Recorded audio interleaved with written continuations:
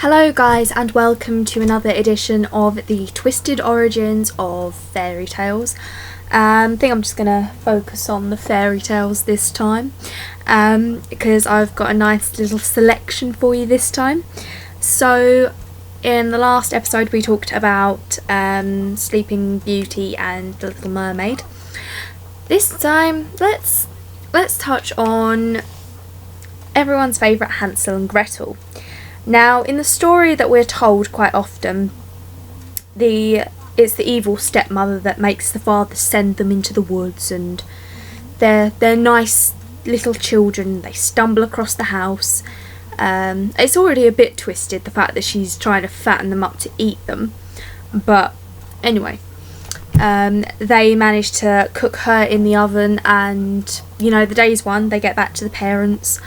I would quite like to know what happened after that, but we live in wonder. Anyway, in the original tale, the children are sent away because they are too greedy. Which, mouths to feed, you can't afford to be being greedy during the period of history, it just does not happen. And so they go to the witch's house. And the witch says to them, "Don't go into the back room because that's where my husband is." Turns out, her husband is the devil. I mean, who guessed it? Plot twist. I mean, who'd have thought a witch would be married to the devil? Necromancy. So anyway, the devil wants their blood. So he decides that he's going to have his wife put them on a sawhorse. Oh, sorry, my French is annoying me. I apologise. And a sawhorse is kind of like a bleeding table. Well, it's not a bleeding table, it's a table, but she wants to bleed them on it. You get what I'm trying to say there. Anyway, so Hansel, being their little git he is, well, I don't know if you'd necessarily call him a git. He says that he doesn't know how to get on it. I mean, dear, it's a table. Are you somewhat simple that you can't work out how to get up on a table? Anyway, what's even more simple is the fact that the devil's wife decides to get on the table to show him. Why would you do that? I don't know about many people, but if there was a table which would be the cause of my imminent death, I'm not going to get on it. I'm going to pretend I can't get on it, which, Hansel, you're on the right track there. Anyway, the witch gets on it and Hansel slits her throat. What the fuck was that about? If you are genuinely that stupid in any kind of literature, you deserve to die. I'm sorry, point blank, you deserve to die. You are too stupid just to go.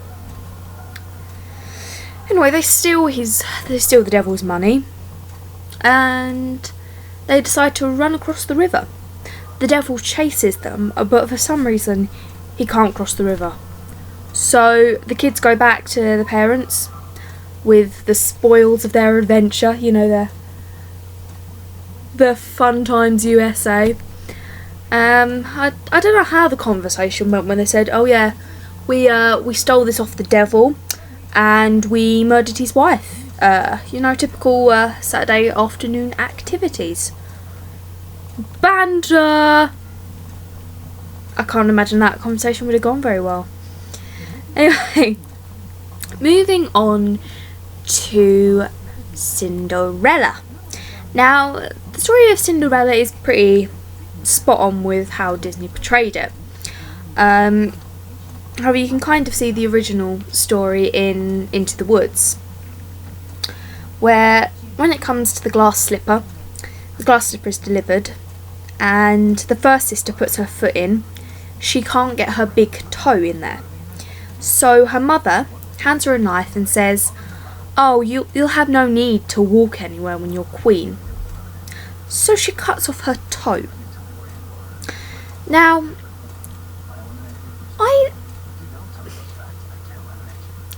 they say it's a glass slipper, right? Her foot is bleeding. I mean, she's just cut off her toe. Would you not know straight away? Would that not be something you would notice, like there's blood flowing over the top of the shoe? Apparently no. She gets in the carriage, and it's only then the prince sees blood seeping out the shoe, and then realises, oh, see what you did there, see what you did there. I mean, not like, are you genuinely telling me those sisters were the first to try and do anything to be the princess? You're telling me they're the first to cut off bits of their feet to get in there? Seriously? And suspension of disbelief, right? You're also telling me that Cinderella is the only one that this shoe fits. And don't give me none of that crap, oh, it's tailored to her foot. Feet not unique. Feet are not unique. There are people with the same sizes and width feet as her, I'm guessing. Nah, mind equals blown. Anyway, so they go back to the other sister, and of course they don't suspect that the other one would do anything. I mean, God forbid that this family would want to be part of the royal family so badly that they might chop off bits of their feet. Oh, of course not. So they go back, the other sister, she can get her big toe in there, but she can't get her heel in there. And so Mummy hands her a knife again, not thinking that the prince might be a bit wise to this, and says, oh, you won't need to walk. And she chops the bottom of her foot off. What? What? Say what? Anyway, so the prince goes, oh, found my bride, didn't I? Found my bride. And another thing, how does he not recognise Cinderella? I mean, he's looking through the kingdom to find who this shoe fits. The prince is with them in this version, in the original version. Why would he not recognise them? Why would he not look at them and think, I've never seen you before in my entire life. You're probably not the girl I fell in love with and spent all of that for half an hour. I mean, they haven't even talked that much at this point. How does he know he's in love with her? Anyway, so the prince realises that sister number 2 is as stupid as her sister, and sends her back, and then he sees Cinderella. It's all wonderful, you know. He realises she's the one he was in love with, you know, no shit Sherlock. And at the wedding, it turns out that birds are sadistic little bastards. These sweet little birdies, doves nonetheless, doves. When the sisters are holding Cinderella's train, they are getting their eyes pecked out of their heads. I thought Cinderella was supposed to be sweet. She was supposed to be the sweet one, the one who wouldn't harm a fly, and yet she's got her bird minions acting like the birds from The Birds. Cinderella, you're mean. I mean, I understand you've been through years of abuse at the hands of your step-siblings, but that's just mean. Just peck their eyes out. It's fine. It's fine. Not like they could be useful in any way. Obviously not. Fairy tales. What can you do? Anyway, moving on to fairy tale number 3. Now, a little bit of Rumpelstiltskin. Now, I'm pretty sure most people have heard how this one ends originally, but if not, I shall recount it. The story of the princess who wishes that she could spin straw into gold, and he does that, and he agrees to do it for her firstborn child, and like the little bit she is, she doesn't fulfill the agreement, you know, even though he saved her. And so she finds out his name after he decides to be stupid and go around a campfire singing "I'm Rumpelstiltskin." I mean, did you just want to put a banner up saying "I am Rumpelstiltskin, no one say my name"? Say my name, say my name. Anyway, stupid. I refer to my earlier statement. If you are that stupid in a fairy tale, you probably deserve what happens to you.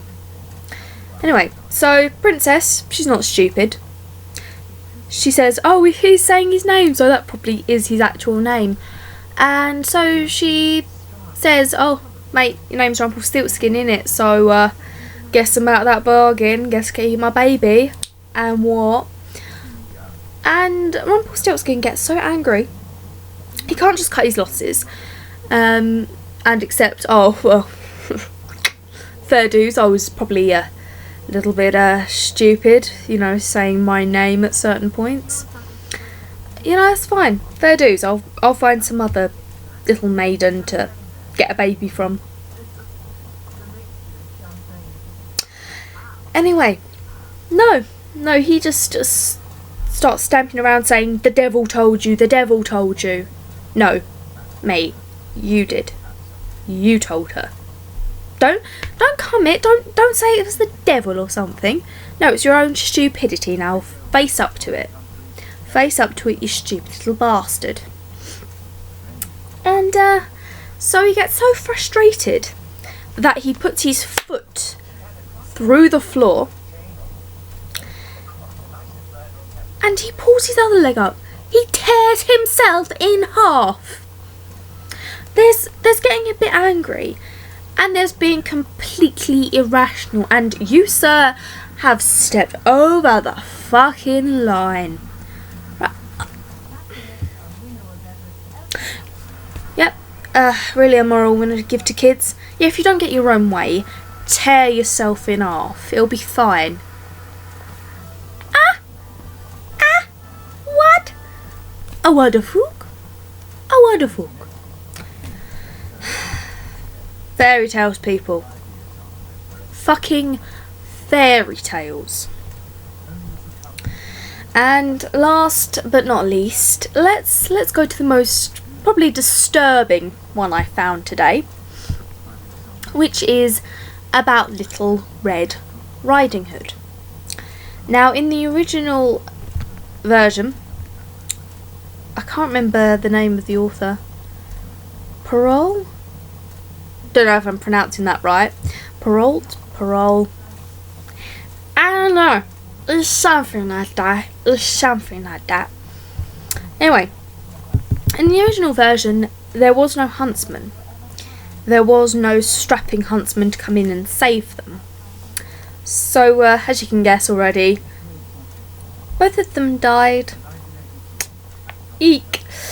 Yes. So the wolf, after talking to Little Red Riding Hood, and Little Red Riding Hood telling him where her grandmother lives, he's a fucking wolf. He's not disguised. He is a wolf. If a wolf starts talking to me, I'm going to crap myself. I'm not going to start having a full-blown conversation with it. Anyway, she tells it, oh yeah, my nan lives down the road. Just going to go off and pick some flowers. You might as well be sounding the klaxon saying, come and get me, come and get my grandma, we're a nice tasty meal. Yet again, stupid. Deserve ending. Right? So, he goes to Little Red Riding Hood's nan's house. And I'm guessing the nan was a little bit shocked there was a fucking wolf standing in her doorway. But he skins her, he wears her skin and waits for Little Red Riding Hood. Now, in this time, he also manages to make a wine from her blood and start cooking her up. So Little Red Riding Hood comes in, oh grandma, what big feet? What big feet? What? You can tell it's been a while since I've read these fairy tales. What big eyes you have, Grandma? What a big nose you got, Grandma? And so he doesn't kill her then. Side note, I did always wonder, if he wasn't wearing her skin, how Red Riding Hood was convinced that it was her grandma. I'm still not completely sure, because I don't know if you've noticed, but wolves and humans look quite a bit different. They're not similar looking, and one's probably about 2 or 3 times the size of the other. There's not enough body mass to cover him. But anyway, so he gives Red Riding Hood her grandmother's blood, because a family story. And so she decides, because she's a ratchet, that she's going to strip naked, get into bed. There's just a wolf casually wandering around. Yeah, wise move, asshole, wise move. And he eats her. So basically, her stupidity got her killed, and there was no one to save them. And the wolf just walks his happy way to Mordor with no repercussions. Fairy tales, people. Fairy tales.